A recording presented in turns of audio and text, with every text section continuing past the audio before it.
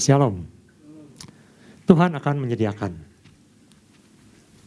Dalam Alkitab ada suatu bangsa yang dipilih Tuhan untuk keluar dari kegelapan. Bangsa ini adalah bangsa budak. Tuhan pimpin. Tuhan berikan keajaiban-keajaiban.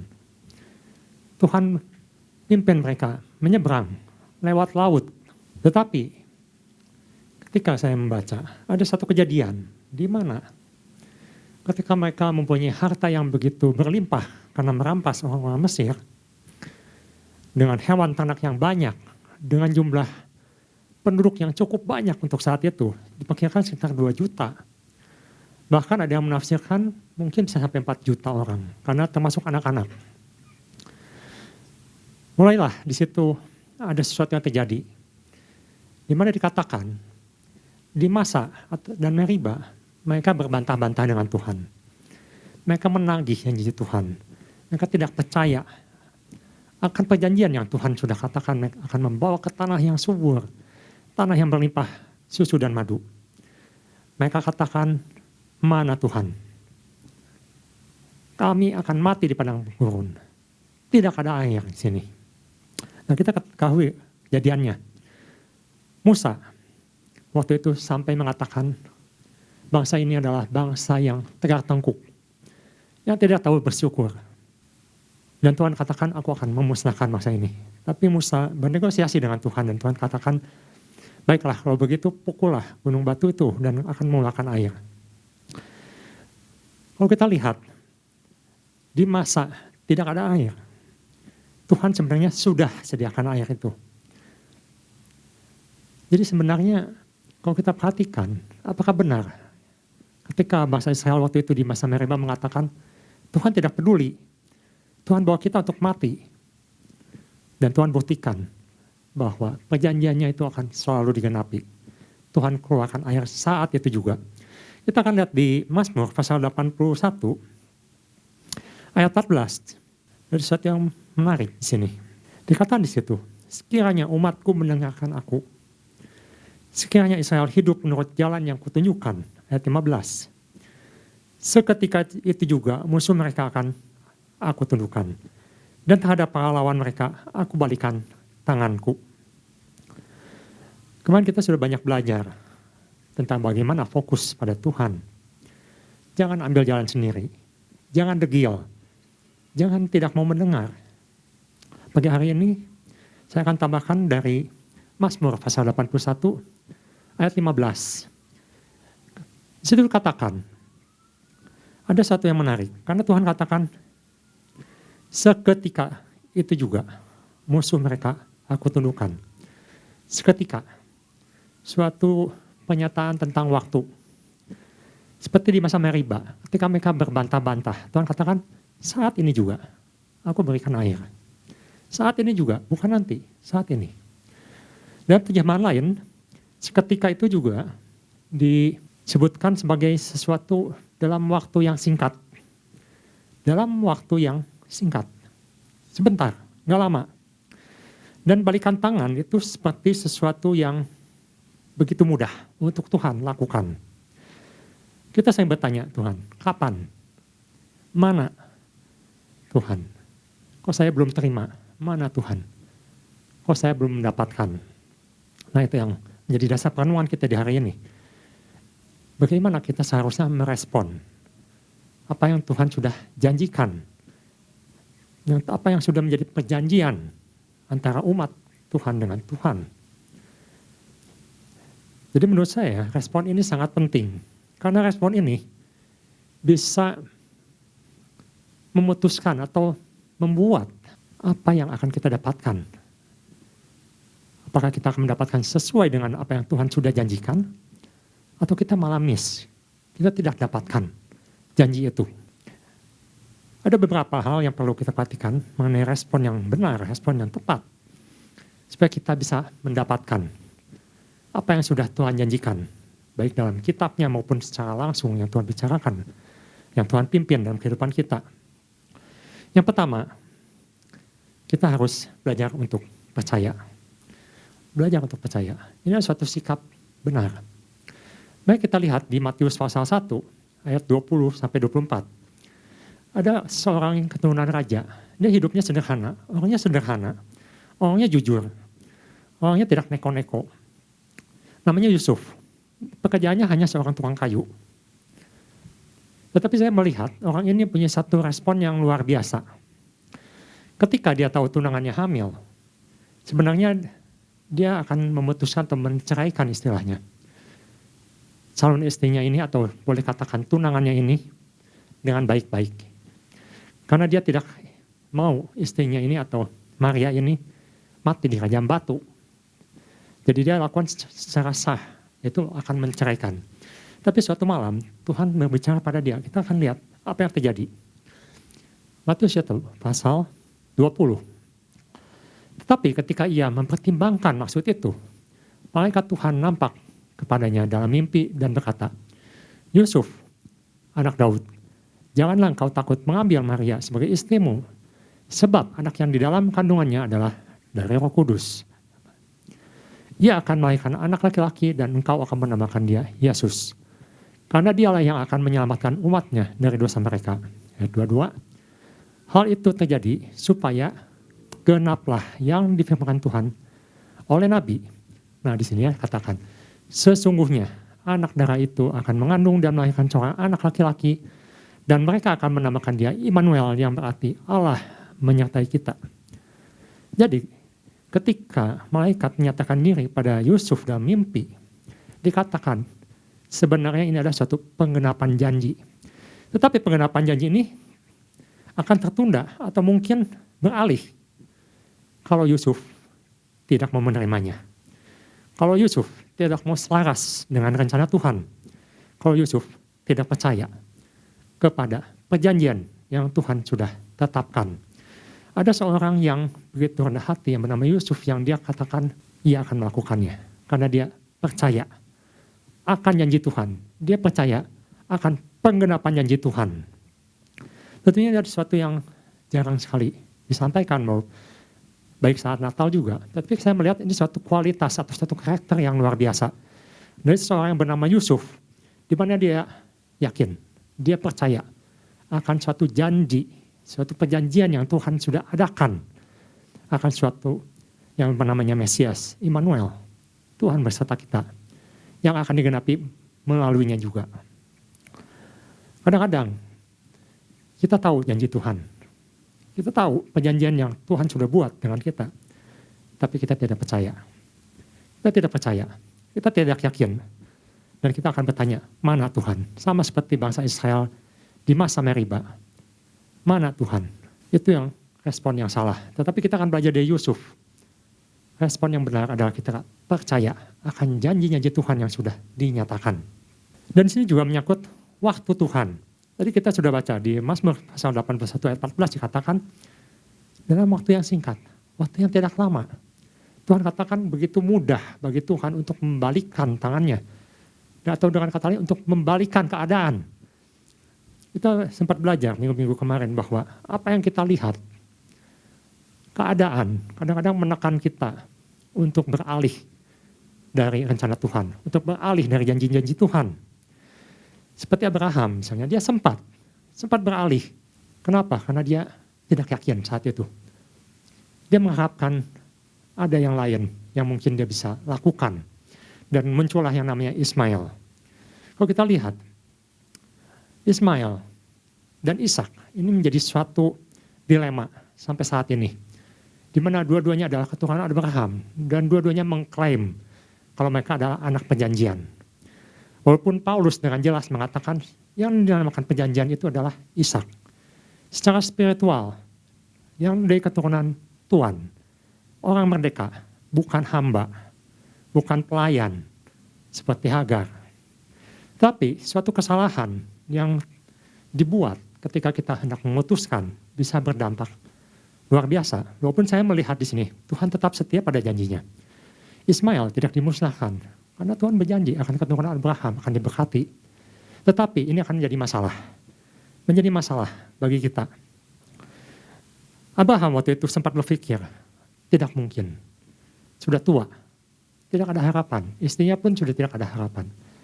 Tapi buat Tuhan, membalikan satu keadaan adalah sesuatu yang mudah sekali. Karena itu kita bisa belajar di bagian pertama ini. Kita harus belajar untuk percaya maupun mustahil. Dan waktunya bukan waktu kita. Tuhan katakan ini adalah waktuku, waktu Tuhan untuk membalik tangannya. Kita lihat di Pengkhotbah pasal 3 ayat 11.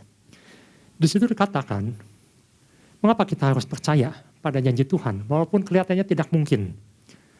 Karena di situ dikatakan bahwa manusia itu tidak bisa menyelami apa yang Tuhan maksudkan. Di situ katakan, iya atau Tuhan membuat segala sesuatu indah pada waktunya.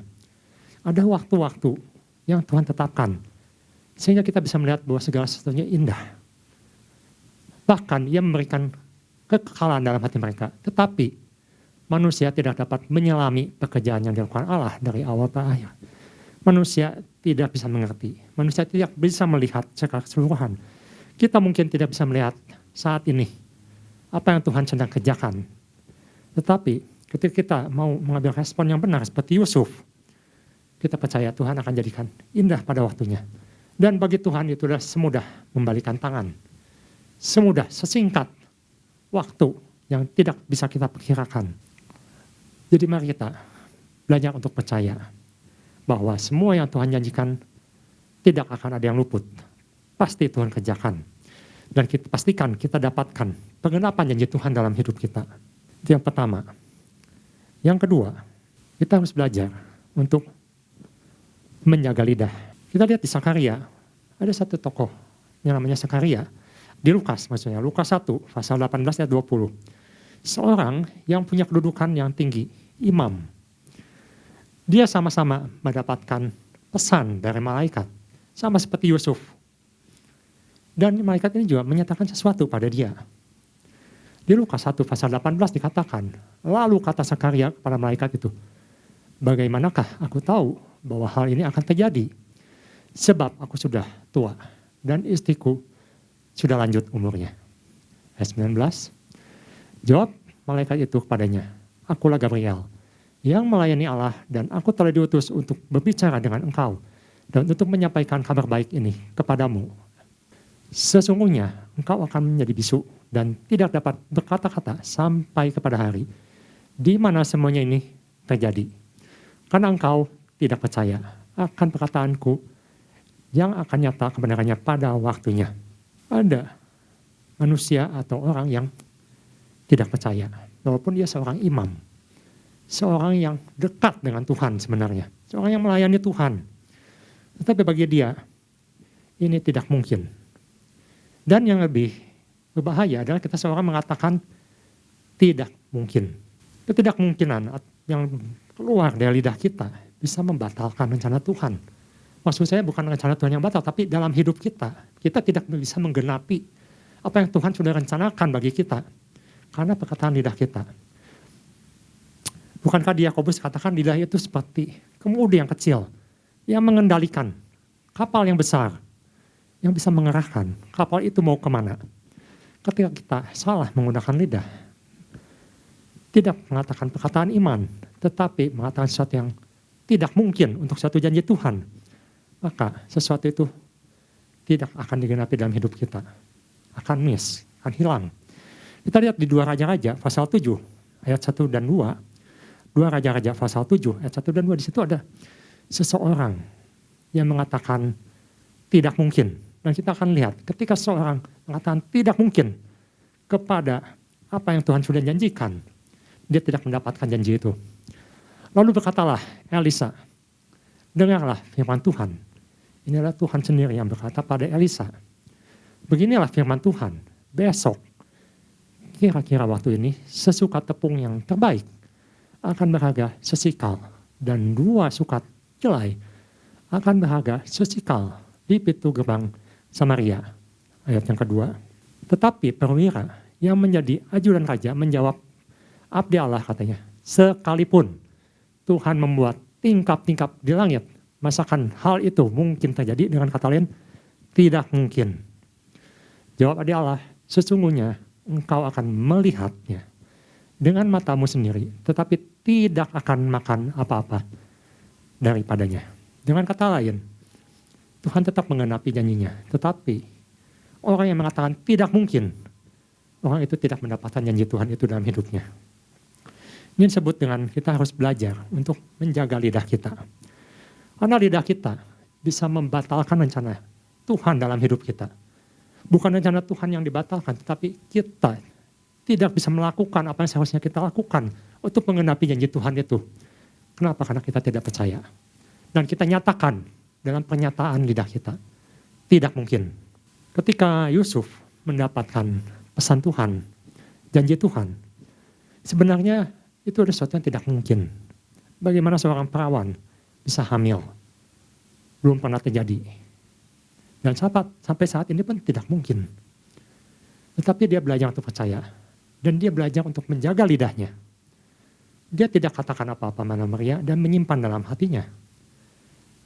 Dan dia menggenapi rencana Tuhan apa yang terjadi dalam hidupnya. Dan dia tetap disebut sampai saat ini sebagai ayahnya Yesus secara jasmani. Luar biasa ketika kita mau percaya dan kita mau mengekang lidah kita untuk berhati-hati. Tetapi kita harus ucapkan sesuatu yang menyenangkan Tuhan. Sesuatu yang menyatakan iman kita pada Tuhan. Suatu pernyataan iman bahwa apa yang Tuhan janjikan akan tergenapi dalam hidupku, dalam hidup ibu bapak. Walaupun saat ini mungkin belum kelihatan. Saat ini kelihatannya tidak mungkin. Saat ini sepertinya membuat kita lemas atau buat kita lemah. Sama seperti orang Israel. Ketika mereka katakan tidak mungkin, Tuhan marah. Dan Tuhan katakan aku akan bikin suatu bangsa yang baru. Lewat keturunan Musa, mudah bagi Tuhan membuat sesuatu yang baru. Tetapi untunglah Tuhan masih memiliki kasih yang begitu panjang pada orang Israel ini. Dan kita jangan sampai seperti mereka. Kita harus belajar untuk mengekang lidah kita. Yang ketiga, kita harus belajar tetap setia. Dikatakan Wahyu pasal 19 ayat 11, mengapa kita harus belajar tetap setia? Tetap setia, percaya pada akan janji Tuhan. Karena di sini Tuhan nyatakan, Wahyu pasal 19 ayat 11 katakan, lalu aku melihat surga terbuka, sesungguhnya ada seekor kuda putih dan ia yang menungganginya bernama yang setia dan yang benar. Ia menghakimi dan berperang dengan adil. Namanya yang setia. Dikatakan Yesus adalah yang setia. Buat Tuhan, kesetiaan adalah sesuatu yang sangat penting. Di Bilangan pasal 23 ayat 19 kita akan baca bersama-sama. Kalau Tuhan sudah mengatakan, kalau Tuhan sudah berfirman, kalau Tuhan sudah berjanji, maka ia adalah Allah yang setia. Allah yang tidak mangkir. Allah yang tidak akan membatalkan apa yang dia sudah janjikan. Bilangan pasal 23 ayat 19. Di situ katakan, Allah bukanlah manusia, sehingga ia berdusta. Bukan anak manusia, sehingga ia menyesal. Masakan ia berfirman dan tidak melakukannya, atau berbicara dan tidak menepatinya. Suatu pernyataan bahwa Tuhan pasti melakukan apapun yang terjadi, apapun caranya. Mungkin kita tidak mengerti, mungkin tidak mungkin, tapi kita harus percaya kalau Tuhan itu adalah setia, pasti dia lakukan. Kesetiaan ini ada sesuatu yang tidak mudah.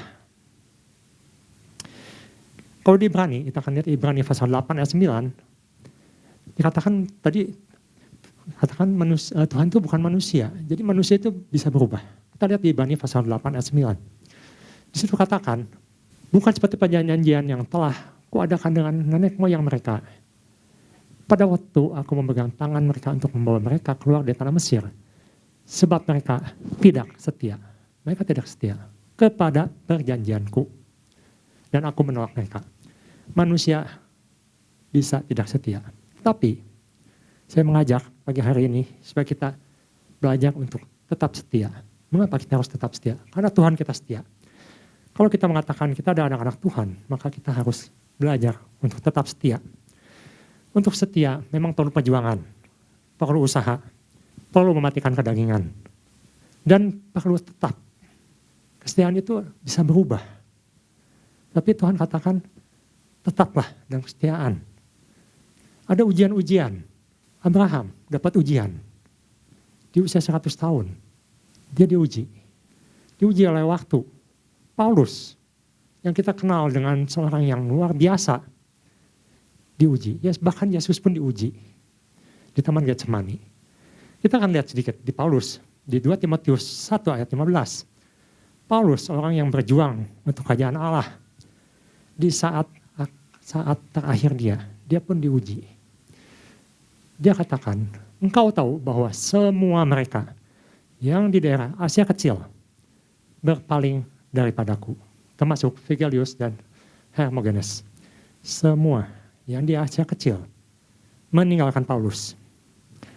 Kalau kita baca di surat terakhir, Paulus kepada Timotius, dia minta Timotius datang. Dan Paulus katakan, hanya Lukas yang bersama dengan aku.